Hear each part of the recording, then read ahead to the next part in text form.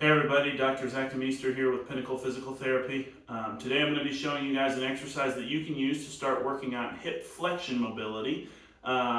This is for those of you who are maybe a little bit lacking in hip flexion mobility and are having trouble maintaining a neutral spine in the bottom of a squat because you tend to compensate with a little bit of lumbar flexion since you can't get it from your hips. So this is to work on hip mobility so that your back doesn't have to move as much when you're doing heavy lifts.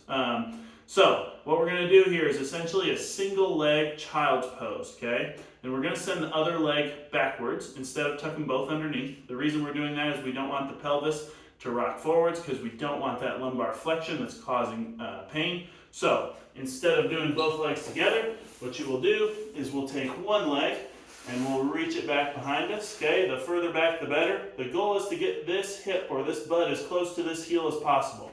Once you're there, okay, then you can come down onto your elbows. If that feels good, you could maybe bring the head down and come a little further. And even here, if you want a little bit more of a stretch, then you can push backwards into it, okay? Now again, trying not to flex in the low back too much. It's okay if you do a little bit in the upper back, okay? But we really don't want to see this happening to the low back. So if you need to stay here, up on your hands to try to keep the back straighter, then we can do that, okay? This is an exercise that I think would be helpful to do on both sides.